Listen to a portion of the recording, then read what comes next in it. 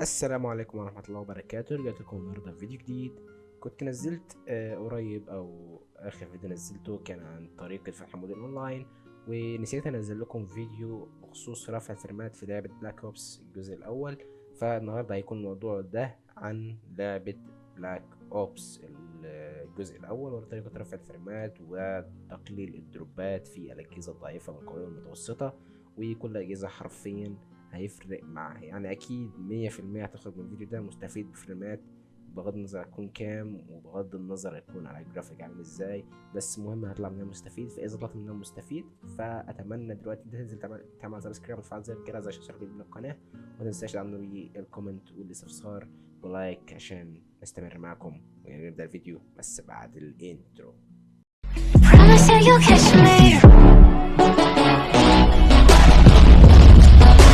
Promise that you'll catch me. Promise that you'll catch me.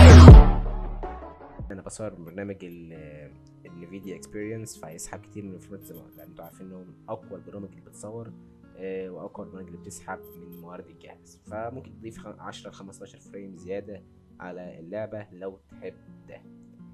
خلينا نبدا الفيديو. هنبدا احنا عندنا مودين من اللعبه دي، مود الزومبيز ومود المالتي بلاير. هنبدا بمود المالتي بلاير وكيفيه رفع الفريمات. خلينا نبدا. نيجي من مبدئيا على سيتنجز ونيجي على جرافيكس، وبعدين هنلاقي عندنا هنا فيديو مود هنقللها الى اقل شيء ممكن. مبدئيا الفيديو مود او الريزولوشن هو ابعاد الشاشه والدقه بتاعتها، فانا دلوقتي هقللها على 600 في 800. تمام، انت تقلله على 600 في 800 علشان يقلل الريزوليوشن بتاعك، فالكارت الشاشه مش هيضطر ان هو يرندر بكسلات اكتر. بس انا عشان مش هقدر اعمل كده، عشان لو قللت في الابعاد هلاقي ان فيها ابعاد سودة ظهرت هنا وابعاد سودة ظهرت هنا، فانا مش عايز الموضوع ده يحصل.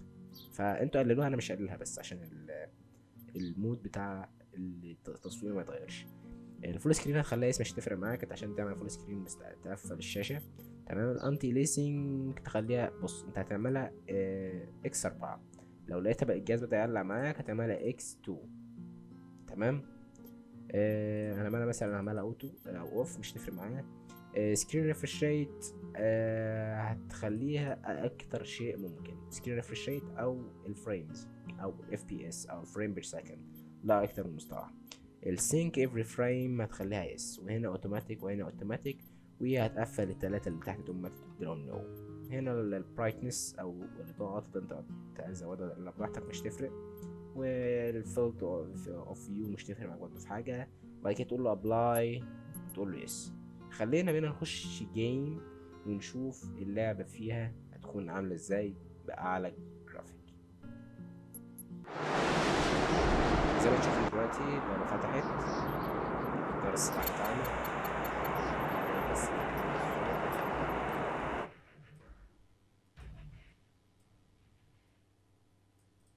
خلينا ننفس ونشوف.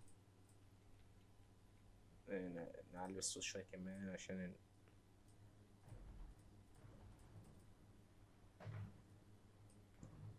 طيب، مش بحس إنه بس نسمع الصوت بس على خفيف كده، عشان صوت الخلفية أو صوت أنا ما يختفيش في الخلفية. تمام. 90 فريم زي ما شايفين فوق، عشان دي ما يقدرش يبقى. أوه، أنا ضغطت. تمام، 90 فريم فوق بدون أي مشاكل، حرفيا مفيش دروب ولا دروب واحد حصل معايا دلوقتي. إمكانيات الجرافيك كارد بتاعتي أو الجرافيك كارد الخاص بيا أوه.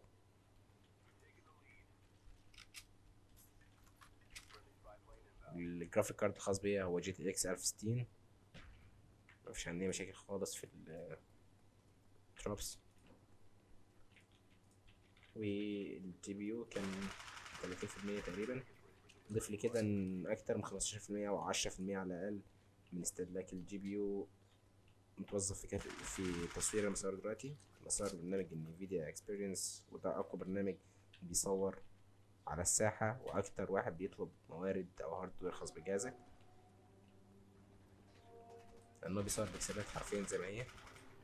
تمام. زي ما شايفين دلوقتي ولا دروب حصل معايا، وده لسه اول جيم او اول ليفل العبه، ما فيش اي دروبات حصلت. تعالوا نخش على مود الزومبيز ونشوف هيكون في دروبات ولا لا، ونشوف ايه الخطه اللي هنعملها. تمام، دخلنا على مود الزومبيز دلوقتي. هيفتح لك بالشكل ده. هنبدا نيجي على سيتنجز برضه بنفس النظام، وبعدين هنيجي على جرافيكس ونفس القواعد هنعملها هنا. تمام، يطلع عندك نمبر اوف كروبس دي تخليها سمول. تمام، برايتنس برضه تتحكم فيها زي ما انت عاوزها، وهنا تخليها لو. تمام، وهنا اوتوماتيك، ونفس النظام هتعمله هنا. تمام، نقول ابلاي، نقول له يس، وبعدين هنخش نشوف جواه الجيم. تمام، دخلنا على اللاب زي ما انتم شايفين دلوقتي.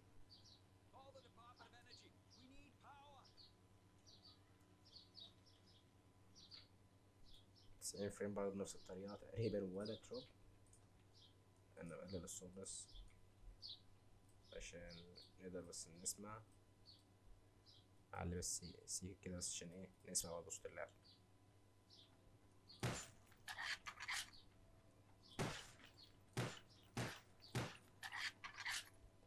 طبعا كل اوف معروف عنها الاكسبلويشن الروعة.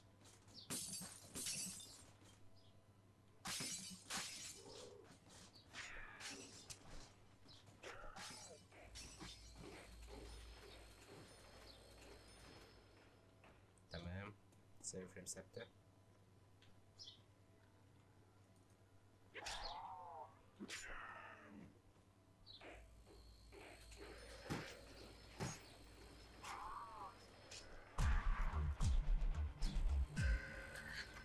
كمان دخلنا على اللي بعده. طبعا نفضل تلعب لغاية ما تموت حرفيا. وفعلا Big gun for the bullet sponge. تفضل تجمع في بوينتس لغاية طبعا كل ليفل أصعب من اللي قبله.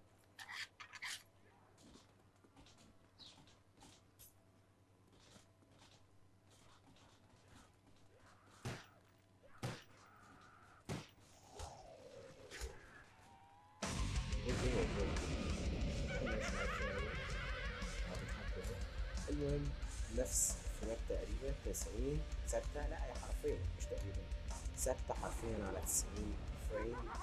الاستهلاك نفس الاستهلاك، مفيش 10%، مفيش 30% في الجي بي يو السي بي يو. وهتلاقي ان الامكانيات ظهرت مع الشاشة الخاصة بالبي سي بتاعي. كده كل خاصية النهارده. لو رجعت معاك كنت ترفع الفريمات الخاصة بلعبة بلاك اوبس الجزء الأول، سواء كانت في مالتي بلاير أو او الزومبيز. فكده انا عملت اللي عليا، فاتمنى انت برضه تعمل اللي عليك وتعمل سبسكرايب وتفعل زر الجرس عشان تستفيد من القناه. وما تنساش تدعمنا باللايك الجميل والكومنت في استفسار عشان نرد عليك. يلا دلوقتي اسيبكم. بيس اوت.